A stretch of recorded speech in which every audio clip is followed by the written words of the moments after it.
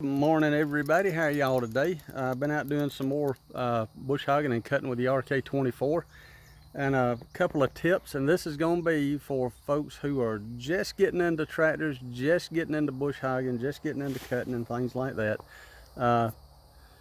If you've been doing this a while, this is old hat to you. So you can either go ahead and watch a Finnish rock band on YouTube doing covers of Australian heavy metal rock group songs like I do at 3 in the morning, or you can watch this and tell me if there's anything you can add to it or if I've done something wrong. I am always open to constructive criticism, but if you're new to this and you're out cutting, especially this time of year, let me show you what happens. Your screen is going to get blocked up with junk. And on your radiator, you have got a secondary screen. And if you don't have one on your tractor, you need to get one, because what this does, it keeps all that debris from getting on your radiator and making your tractor overheat. Now, what I should have done, I didn't think about this, I should have brought me an air tank, or an air pig, is what we call it down here in Alabama, and blow all that off, because I don't really have a soft enough bristle brush to wipe all that off the radiator right now. There's not that much on there. And look, one thing I've noticed about the RK24, I mean, not like I just noticed it, I knew it, but I never thought about making a video of it. If you are thinking about getting you a tractor, and you get you an old tractor, and as luck would have it, I have my old tractor right here. It's a John Deere Model M tractor. And it's a hoss too, buddy. I'd rather cut with this thing any day of the week than I had any other tractor I got.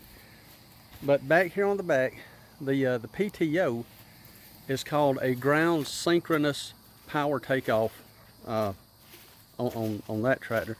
What that means is, while that PTO's turning, when you got it in gear, it's also turning the back wheels, or the back wheels are turning with the PTO.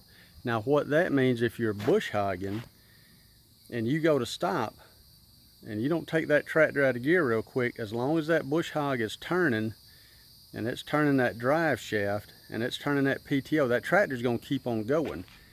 And you can get in a tight doing something like that. You can actually get pushed into trees or shrubs or somewhere you don't want to be. And look up some YouTube videos on that. You can get, we call them slip clutches, and I don't have one, because on the RK you don't really need it. It's not a ground synchronous transmission. You can the power takeoff on the RK operates totally independent from the transmission on here. And what I mean by that is, when you let your foot off that off the pedal, the tractor stops, no matter if the bush hog or the mower, whatever you're using on the back, still turning. It's going to stop dead in its tracks. Not so much with an old John Deere tractor or an older tractor. Like I said, unless you knock that thing out of gear real quick, as long as that bush hog blade is turning, and it's turning that shaft up to the power takeoff, and you're in gear, you're going to keep on going. So look up some videos on that, and it'll better explain what I'm talking about. But anyway, just want to give you a little bit of an update out here, doing a little more bush hogging today.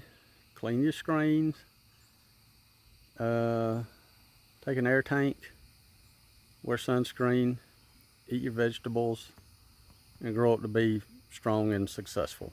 And that's about all I got to say right now. I'll talk to y'all directly. Y'all have a good one.